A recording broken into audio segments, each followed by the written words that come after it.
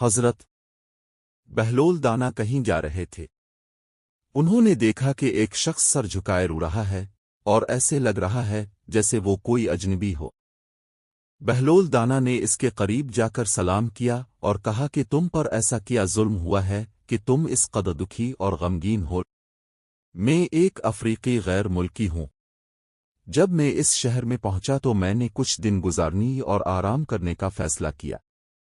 میرے پاس کچھ سکے اور زیورات تھے جو میں نے چوروں کے خوف سے عطر کی دکان میں جمع کرائے تھے۔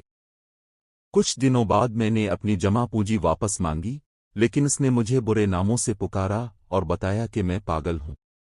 بہلول دانا نے کہا، فکر نہ کرو، میں اس عطر فروش کی دکان میں جاؤں گا اور تمہاری امانت واپس لے آؤں گا۔ پھر اس پوچھا کہ وہ عطر فروش کون ہے۔ جب انہوں نے اسے پہچان لیا تو بہلول دانا نے اس پردیسی سے کہا، میں کل فلاں وقت اس عطر فروش کے پاس جاؤں گا۔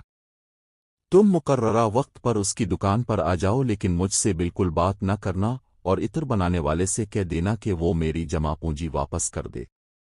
افریقی نے اتفاق کیا۔ بہلول دانا فوراً عطر بنانے والے کے پاس گئے اور کہا کہ میں خراسان شہر جانے کا ارادہ رکھتا ہوں۔ میرے پاس کچھ زیورات ہیں جو 30,000 دینار کے برابر ہیں۔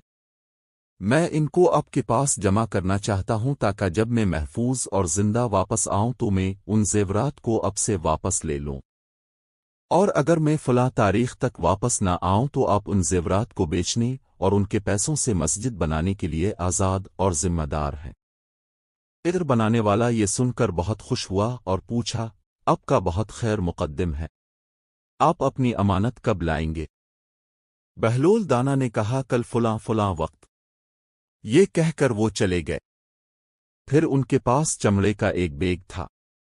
انہوں نے اسے کچھ لوہے اور شیشے کے ٹکڑوں سے بھرا، پھر اس کا منہ بند کر دیا۔ پھر مقررہ وقت پر عطر کی دکان پر گئے۔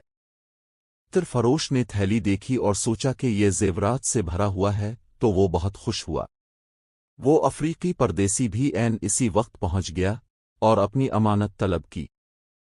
عطر فروش نے فوراً اپنے غلام سے کہا، فلاں جگہ تہ خانے میں اس شخص کا رکھا ہوا تھیلا ہے، فوراً لے آؤ اور اسے دے دو۔